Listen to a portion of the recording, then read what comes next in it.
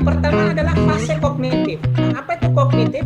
Artinya disederhanakan adalah fase memahami dulu, ya, memahami, mengetahui, menyadari, atau kita memahami tujuan kita misalnya melangkah itu apa. Kemudian kita melangkah mau kemana. Kemudian langkahnya harus dengan menggunakan apa? Apakah dengan menggunakan alat bantu atau tidak dan sebagainya. Ini terkait dengan kognitif. Artinya di sini lebih pada bagaimana pemahaman. Kemudian asosiasi itu maksudnya bagaimana pemahaman kemudian diinterpretasikan.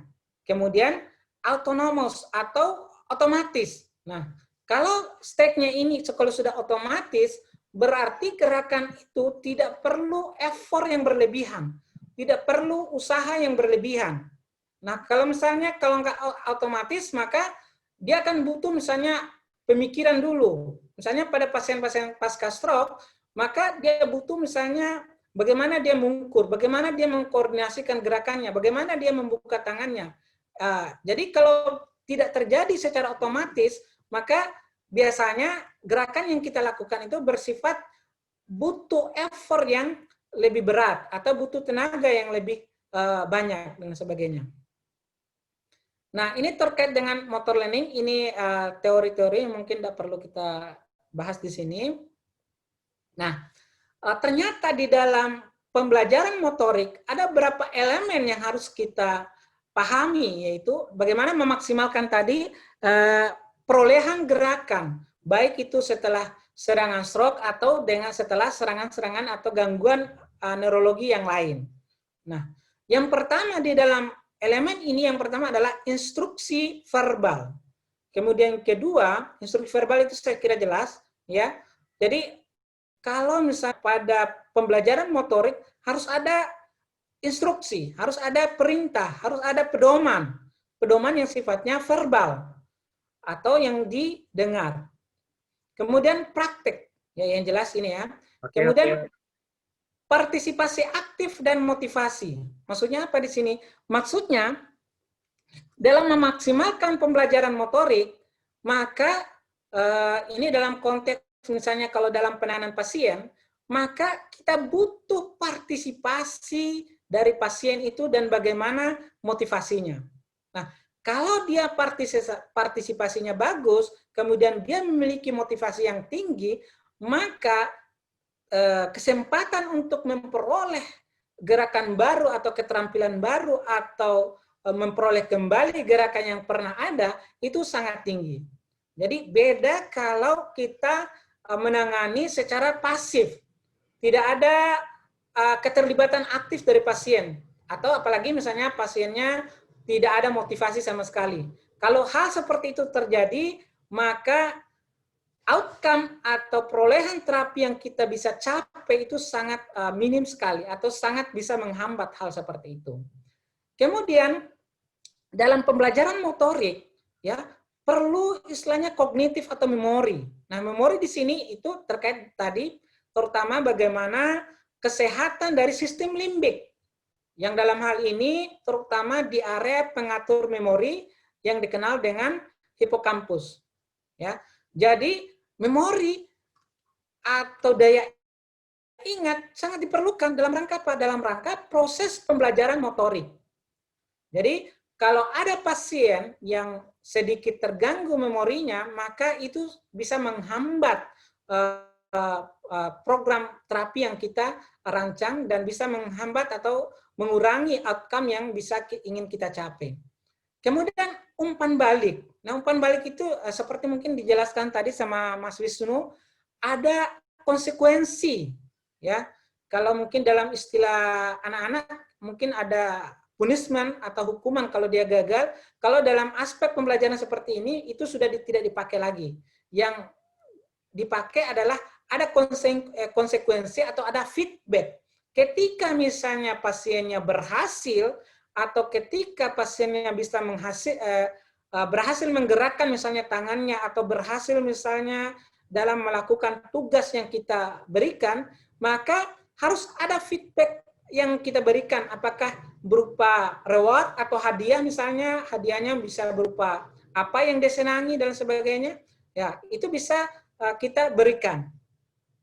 Kemudian dalam proses pembelajaran pasti ada yang namanya error atau kesalahan-kesalahan. Nah, dalam hal ini apa yang bisa kita lakukan? Yang kita bisa lakukan adalah bagaimana meminimalisir kesalahan-kesalahan gerak itu.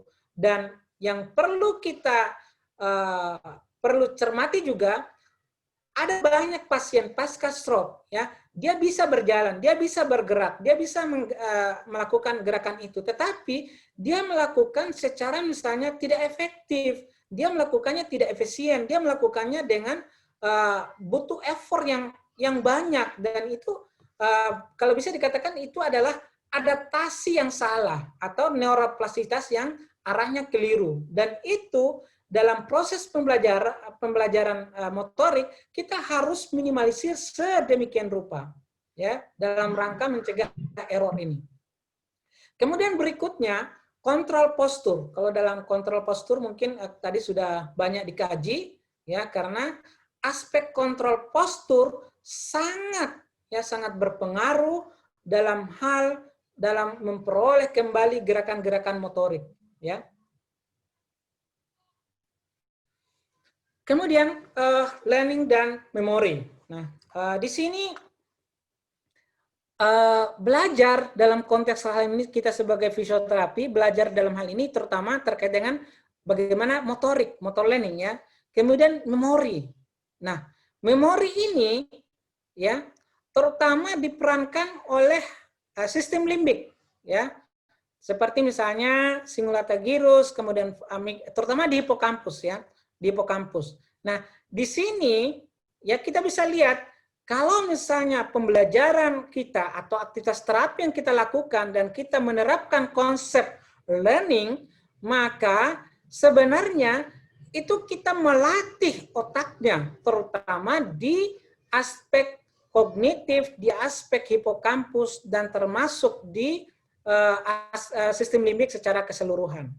Nah, bagaimana memori ini terbentuk? Nah, setiap pembelajaran yang kita lakukan, ya, ada namanya short term memory, ada long term memory. Nah, long term memory itu adalah suatu proses kalau kita lakukan latihan itu secara berulang, kemudian dalam waktu yang lama, kemudian cukup membuat atau dalam istilahnya cukup nilai tresornya, maka dia otak kita akan merespon. Bentuk responnya adalah dengan membuat atau membuat protein-protein baru, kemudian membuat koneksi sinaptik baru, ya. Jadi ketika kita belajar tentang suatu gerak, kita selain selain belajar kembali misalnya gerak berjalan, gerak keseimbangan, kemudian gerak kontrol gerak misalnya reaction time, kemudian loncat, melompat, kemudian mengambil sesuatu, menggenggam, dan sebagainya, itu akan menimbulkan, respon pertamanya adalah short term memory. Tetapi kalau itu kita lakukan secara berulang-ulang, ya, kemudian dilakukan dalam waktu yang lama, kemudian secara konsisten, maka respon di otak adalah memori ini akan tersimpan dalam memori jangka panjang. Nah, memori jangka panjang maka akan diikuti dengan perubahan anatomi di otak, terutama di area hipokampus kita. Itu ya. Kemudian bagaimana neuroplastisitas itu terjadi? Neuroplastisitas, ya, tadi mungkin sudah disinggung, paling tidak ada 4 hal yang terjadi di situ. Yang pertama adalah ada proses pembentukan sel saraf baru, kemudian yang kedua adalah terbentuknya koneksi terbaru atau sinaptogenesis, ya. Kemudian yang ketiga adalah ada penguatan saraf, ya, penguatan sinaps, ya. Kemudian kalau jalur atau sinaps atau pathway-nya yang tidak begitu jarang dipakai atau istilahnya tidak berguna, maka biasanya akan dilemahkan atau dimatikan. Itu adalah proses yang meliputi atau yang terkait atau yang berkorelasi dengan proses neuroplastisitas. Nah, berikutnya sekali lagi saya ingin menyampaikan bahwa dari prinsip-prinsip ini kita bisa memahami bahwa di dalam meningkatkan atau di dalam bagaimana kita menghadapi pasien-pasien pasca stroke, ya, atau pasien-pasien dengan gangguan neurologis lainnya, maka ada beberapa prinsip. Kalau apa namanya, Kim and Claim itu ada 10, tapi kalau dalam Ampred itu dalam buku Neurorehabilitation dia tambahkan ada beberapa penambahan.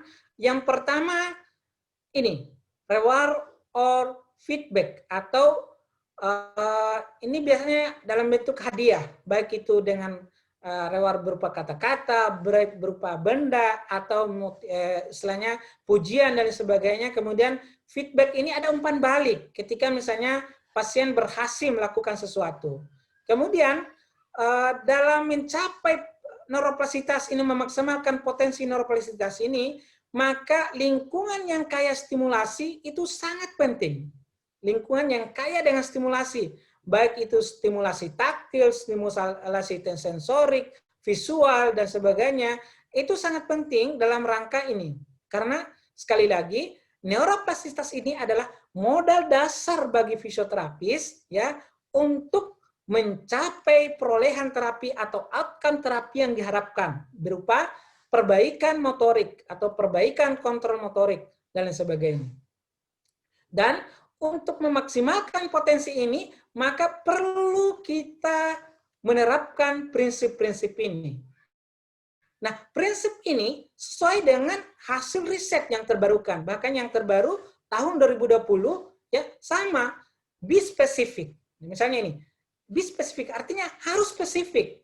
Ya, kalau ingin kita mencapai misalnya kemampuan berjalan, maka latihannya harus spesifik ke berjalan, bukan siapa yang ingin kita capai adalah berjalan, tetapi kita masih melatih di tempat tidur, itu hal yang kurang tepat. Kemudian kalau misalnya kita melatih misalnya pasien, ingin pasien ini terampil kembali mengendarai mobil, maka kita tidak boleh melatih dia misalnya dengan bersepeda. Ya, itu maksudnya spesifik. Kemudian use it and improve it. Maksudnya use it or lose it. Maksudnya sesuatu atau tangan kita, kaki kita, ya kalau tidak digunakan, ya kita akan ya kehilangan fungsi itu. Ya, saya kira jelas, sama aja dengan engsel pintu, kalau jarang dibuka pasti dia akan banyak berkarat, kemudian susah dibuka, atau kita akan kehilangan fungsi, atau engsel pintunya akan rusak. Sama dengan tubuh kita. Kalau misalnya pasien kita yang stroke kemudian mengalami kelemahan, dan yang kelemahan itu tidak pernah kita gunakan atau takut kita gunakan, maka tunggu saja, itu bisa kita kehilangan fungsi tangan yang terkena itu. Itu maksudnya. Ya, kemudian berikutnya repetisi. Saya kira jelas tadi. Intensitas. Saya kira more intensity is lebih diutamakan. Kemudian ini kecukupan dosis ya untuk menimbulkan adaptasi. Ya, jadi misalnya berapa lama gerakan, semakin banyak semakin bagus, tapi ada patokan. Paling tidak minimal misalnya 33 kali misalnya pengulangan dari gerakan itu baru bisa menimbulkan adaptasi, baru bisa menimbulkan respon yang sifatnya menetap di otak. Ya. Kemudian umur itu sangat terpengaruh. Kemudian transferensi, maksudnya di sini transferensi ini adalah ketika kita melatih misalnya pasien misalnya belajar naik sepeda biasa, maka bisa saja kalau dia terampil istilahnya sepeda biasa, bisa saja kegiatan atau aktivitas yang lebih atau relatif mirip itu dia bisa lakukan, misalnya membawa motor, atau kebalikannya, kita melatih dia bawa motor, tetapi bisa saja dengan bawa motor dia istilahnya ada modal untuk belajar untuk membawa sepeda biasa, seperti itu. Kemudian ekspektasi atau semangat atau harapan-harapan. Kalau pasien memiliki harapan, memiliki ekspektasi, maka dia akan relevan dengan outcome atau hasilnya itu akan bisa positif yang bisa kita peroleh, ya. Kemudian fun itu artinya latihan, sehingga kita harus seperti yang disampaikan oleh Mas Wisnu tadi, itu latihannya itu ya bagaimana latihan itu tidak membosankan. Jangan hanya istilahnya dilingkup di ruangan terapi saja, apalagi ruangan terapinya hanya ruangan yang sempit, kemudian sudah sempit, kemudian banyak jamur di kamarnya, kemudian baunya juga tidak sedap dan sebagainya. Dan itu sangat mengganggu outcome atau sangat mengganggu proses perbaikan atau recovery. Jadi sekali lagi, setiap kita menerapkan terapi pada pasien, maka pikirkan bagaimana caranya supaya latihan yang kita berikan itu bisa mengandung kesenangan atau bisa menyenangkan pasien kita.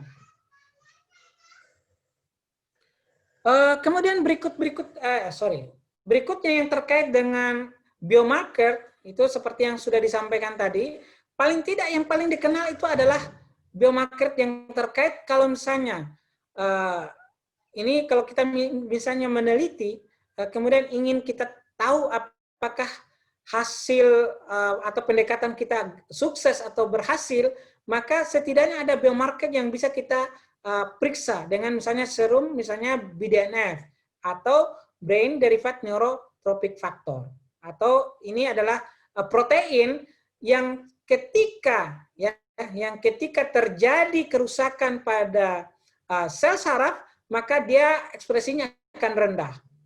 Namun ketika terjadi perbaikan, ketika terjadi istilahnya recovery, biasanya dia akan paralel atau ekspresi BDNF ini akan meningkat kadarnya. Dan itu kita bisa ukur lewat uji serum, ya. Kemudian yang berikut ada glial derived neurofactor, kemudian insulin growth factor, kemudian vascular endothelial growth factor, ini yang terkait dengan pembuluh darah, ya. Kemudian ini pembentukan sel saraf atau sel-sel baru, ya, fibroblast growth factor. Nah, yang paling terkenal adalah BDNF, ya. Terkait kalau kita mau melihat apakah terapi kita efektif atau tidak, maka salah satu yang bisa kita nilai adalah bagaimana ekspresi BDNF-nya, apakah meningkat atau tidak. Di samping kita mengecek hasil secara klinisnya, simptom klinik yang muncul, atau perubahan klinik yang muncul dari terapi yang kita lakukan. Kemudian, apa sih BDNF itu? BDNF itu adalah sitokin yang membantu otak kita dalam beradaptasi atau dalam proses belajar. Atau dalam hal ini adalah motor learning. Ya. Maaf, kemudian, Pak, waktu tinggal 8 menit lagi. Oh, 8 menit lagi, baik. Kemudian berikutnya, tadi kalau yang saya pertama tadi adalah tasking atau task specific training atau TST atau task oriented training atau TOT, itu ada satu pendekatan juga yang perlu kita pertimbangkan, ya, yang selalu kita harus praktekkan, baik itu fase akut, fase subakut, atau fase akut artinya misalnya pada bulan-bulan pertama, kemudian fase-fase pemulihan, kemudian fase kronik. Ini namanya diaphragmatic breathing exercise. Kalau evidence base-nya bisa kita baca. Misalnya, Ma et al. Tahun 2017 menyimpulkan bahwa diaphragmatic exercise dapat menurunkan kortisol, perbaikan atensi, dan kemudian efek-efek negatif. Kemudian diaphragmatic breathing exercise dapat mempengaruhi fungsi paru. Saya kira ini jelas. Kemudian diaphragmatic breathing exercise dapat menginduksi efek positif pada otot respirasi. Dalam hal ini terutama otot-otot diafragma. Nah, ternyata latihan atau diaphragmatic breathing exercise berdasarkan riset yang dilakukan oleh Martarelli et al. Tahun 2011 itu dapat, ya, meningkatkan kadar melatonin dan menurunkan kadar kortisol. Apa maksudnya? Kadar melatonin ini adalah hormon yang sangat penting sekali dalam rangka menyeimbangkan kerja-kerja sel tubuh kita secara umum, secara general. Sedangkan kortisol itu terkait dengan respons stres, ya. Kalau kadar kortisol seseorang kadarnya tinggi, biasanya itu terkait dengan dia dalam keadaan stres, anxiety, depresi. Itu biasanya kadar kortisolnya meningkat. Nah, ternyata dengan latihan diaphragmatic breathing exercise itu dapat menurunkan kadar itu, ya, dapat menurunkan kadar kortisol dan menaikkan kadar melatonin. Bahkan latihan diaphragmatic breathing exercise dapat meningkatkan sekresi dari hormon yang namanya serotonin. Kemudian hormon dopamin. Nah, serotonin ini apa sih? Serotonin dan dopamin ini dikenal juga sebagai hormon kebahagiaan atau happy hormone. Kalau dia kadarnya meningkat, maka state atau keadaan secara fisik kita akan membaik. Ya. Dan itu sangat dibutuhkan dalam rangka apa? Dalam rangka restorasi, dalam rangka pemulihan, atau dalam rangka perbaikan atau penyembuhan pasca seseorang mengalami gangguan atau pasca seseorang mengalami masalah gangguan neurologis. Nah, apa diaphragmatic breathing exercise? Ya, diaphragmatic breathing exercise adalah jenis latihan pernapasan yang membantu memperkuat diafragma, di mana otot diafragma ini ya memiliki peran dalam membantu pernapasan. Jadi pernapasan kita relatif hampir 80% ya diperankan oleh diafragma. Dalam arti kata bahwa ketika terjadi stroke, maka biasanya diafragmanya akan mengalami penurunan. Ketika ini terjadi, maka tidal volume atau kapasitas respirasi menjadi menurun atau fungsi respirasi menurun. Ketika fungsi respirasi menurun, maka aktivitas pergerakan atau kualitas pergerakan juga akan menurun. Ya, dan sudah terbukti bahwa pada pasien stroke, itu hampir 50% lebih itu mengalami masalah diafragma atau mengalami masalah respirasi. Sehingga intervensi sederhana yang kita lakukan dalam bentuk diaphragmatic breathing exercise itu sangat membantu dalam rangka restorasi atau pemulihan fungsi gerak pasca seseorang atau individu atau klien kita mengalami stroke. Kemudian kita bisa lihat bagaimana diafragma ini punya kaitan dengan organ-organ vital atau organ-organ dalam kita. Coba kita lihat. Ini adalah kalau secara keseluruhan ini otot core kita. Ada di sini nampak multifidus, ada iliopsoas, ada quadratus lumborum. Kemudian ada diafragma. Yang jelas diafragma memiliki interkoneksi dengan iliopsoas, dengan quadratus lumborum dan dengan thoracolumbar fascia. Artinya juga diafragmatik juga adalah salah satu dari core nasal. Ya. Nah, jadi dalam hal ini kita harus melihat bahwa otot diafragma ini bukan cuma sekedar otot respirasi, tetapi dia juga adalah otot yang berfungsi dalam regulasi misalnya postural. Ya, karena sebagian diafragma ada yang melekat di vertebra. Kemudian diafragma juga adalah otot yang sangat berperan dalam membantu fungsi pergerakan dari organ interna. Ya, salah satunya misalnya di sini di bawah diafragma ada ginjal. Di atas ginjal terdapat adrenal. Adrenal itu adalah kelenjar endokrin, kelenjar eksokrin, ya, yang salah satu fungsinya adalah memproduksi atau mengatur kualitas kadar kortisol. Itu terkait dengan regulasi stres. Ya, jadi ketika kita mengaktifkan diafragma, maka selain ya menggerakkan otot-otot atau menggerakkan organ interna kita, maka dia juga akan menggerakkan organ-organ endokrin dalam rangka untuk meregulasi stres, meregulasi kecemasan dan depresi. Jadi, latihan diaphragmatic breathing exercise ini bukan hanya untuk fungsi paru, bahkan juga untuk mengatasi masalah psikososial, misalnya kecemasannya, kemudian depresif, kemudian gangguan pola tidur, pengaturan stres, dan sebagainya. Termasuk di sini adalah bagaimana diafragma mempengaruhi kerja dari organ-organ dalam kita. Ya. Jadi ini adalah gambar bagaimana yang harus kita tahu bahwa ada aksis atau ada hubungan antara antara organ dalam, ya dalam hal ini terutama traktus intestinal atau sistem pencernaan, atau dalam bahasa lainnya adalah gut, ya. Jadi ada brain and gut axis. Jadi di sini terdapat hubungan yang bidireksional atau hubungan timbal balik antara fungsi organ dalam dengan sistem saraf kita. Ya, salah satunya adalah sistem pencernaan. Di mana sistem pencernaan di sini ya ada namanya mikrobiome.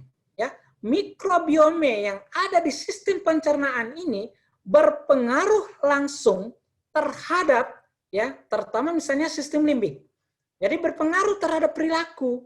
Makanya bisa kita lihat pada misalnya pasien autis, anak-anak autis biasanya kalau misalnya dia diberikan makanan misalnya ragi atau roti atau susu, tantrumnya muncul atau gerakan ekulilisnya muncul. Apa artinya? Artinya ada iritasi pada sistem saluran cerna bisa mempengaruhi perilaku.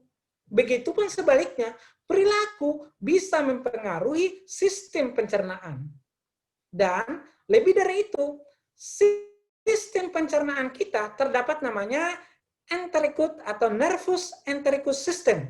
Ya, bisa dikatakan sistem saraf mini yang mengatur secara otonom sistem pencernaan kita. Ya, jadi ada hubungan antara sistem pencernaan kita dengan otak kita. Implikasinya apa? Implikasinya adalah ketika kita istilahnya menangani pasien stroke, maka seyogianya juga kita harus bisa menganalisa pergerakan-pergerakan sistem pencernaannya, peristaltiknya, ya, segmentasinya. Paling tidak dengan ada yang bisa kita lakukan. Salah satunya adalah dengan diaphragmatic breathing exercise. Ya.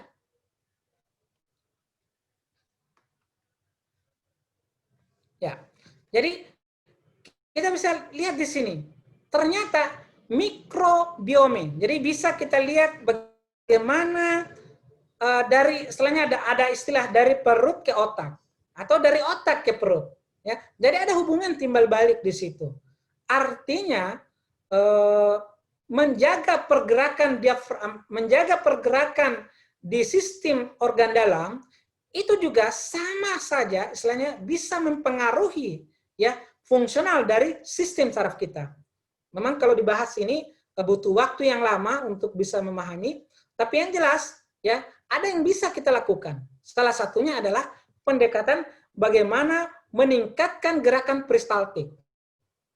Peningkatan gerakan peristaltik itu kita bisa capai dengan apa? Dengan bagaimana mendorong pasien untuk banyak melakukan suatu gerakan.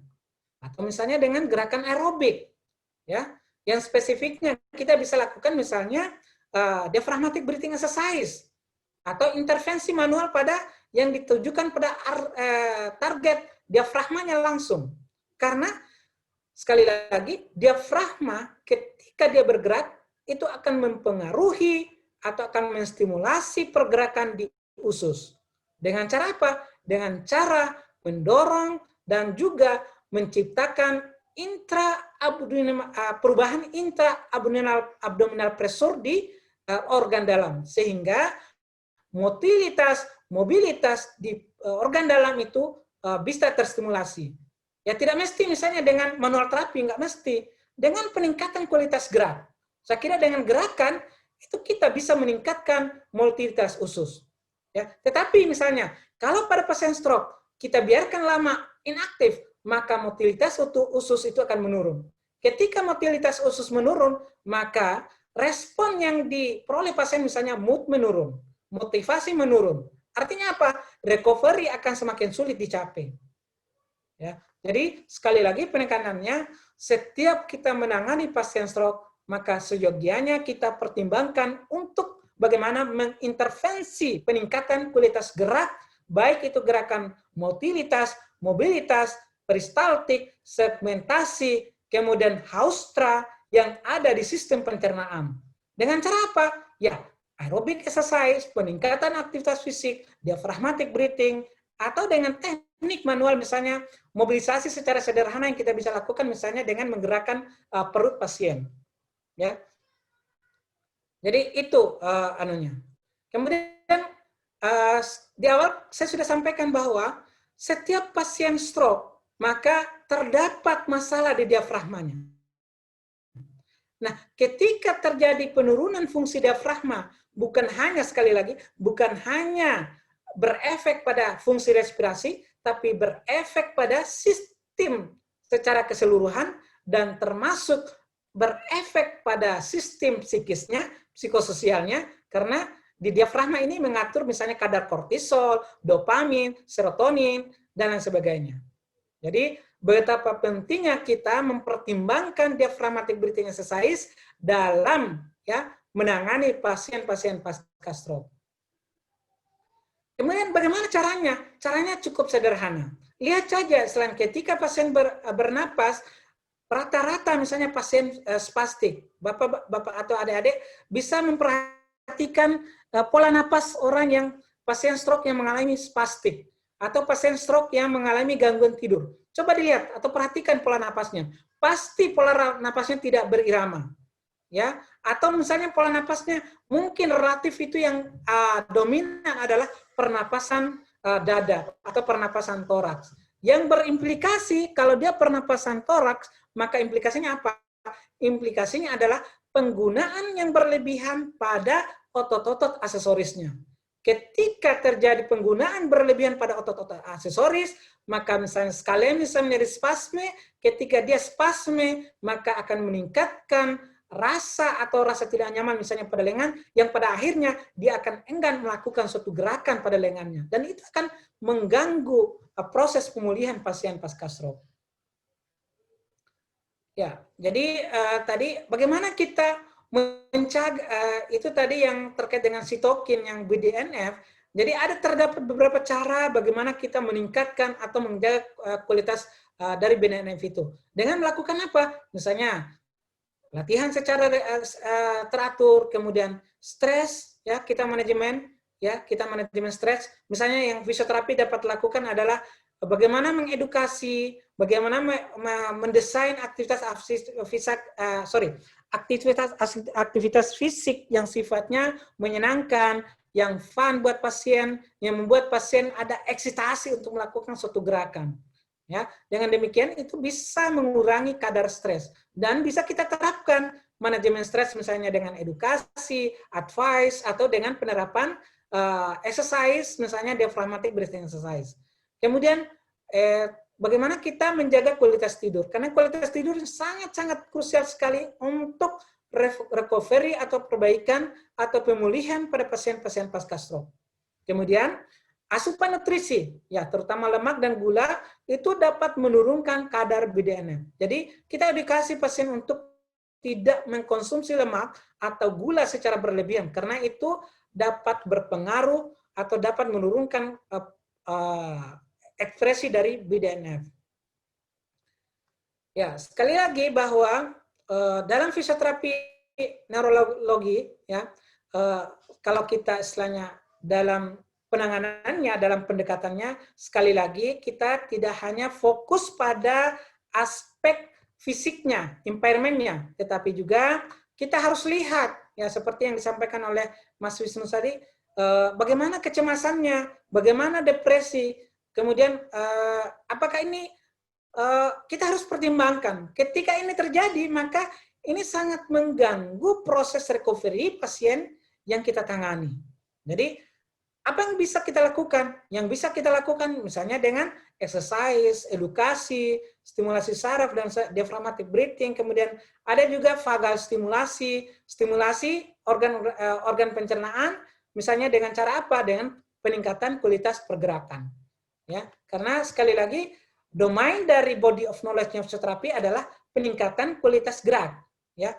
Dan selama ini kita aktivitas pergerakan yang kita fokus adalah aktivitas pergerakan pada ekstremitasnya. Tapi aktivitas pergerakan misalnya sifatnya mikro pada organ visceral mungkin itu sangat minim kita perhatikan. Padahal banyak modalitas yang kita bisa terapkan dalam rangka meningkatkan kualitas pergerakan organ visceral. Salah satunya misalnya peningkatan level pergerakan melalui aktivitas fisik, edukasi, kemudian exercise, kemudian diaphragmatic breathing, kemudian vagal stimulasi, dan sebagainya. De Arofi, saya punya waktu berapa menit lagi? Halo. Ya, saya punya waktu. Seharusnya sudah selesai, Pak. Ya, ya. Kalau sudah selesai, saya sekilas saja 1 menit ini, Pak. Ya. Ya. Oke, jadi kalau kita berbicara tentang fisioterapi neurologi, banyak sekali pendekatan, banyak sekali selain teknik, banyak sekali metode, ya. Tetapi sekali lagi, ketika kita berbicara atau dalam menangani pasien stroke, maka analisa kita selain kita menerapkan konsep ICF, baik itu melihat impairment-nya, melihat fungsional limitasinya, kemudian melihat restrictive of participation-nya, dan juga kita harus melihat pasien pasca stroke itu sebagai seorang individu. Dalam arti kata, ketika kita menangani pasien stroke, maka dalam penanganan kalau yang sifatnya komprehensif, kita melihat dia sebagai individu yang utuh. Individu bio, individu psiko, individu sosial, individu kultural, kemudian individu religius. Ya, dan ketika kita mampu menerapkan semua itu, maka insya Allah yakin dan percaya outcome itu bisa lebih maksimal. Ya, jadi sekali lagi dalam penyampaian saya tadi, kalau di awal kita sudah melihat beberapa istilahnya riset, ternyata ya ada beberapa riset yang menekankan bahwa latihan atau pendekatan kita itu harus berbasis apa? Berbasis fungsional, kemudian gerakannya harus bertujuan, kemudian more praktik, kemudian pengulangan yang cukup, maka respon atau outcome terapi yang kita bisa capai itu kita bisa harapkan dengan maksimal. Mungkin itu yang bisa saya sampaikan untuk slide saya. Demikian, saya kembalikan ke moderator.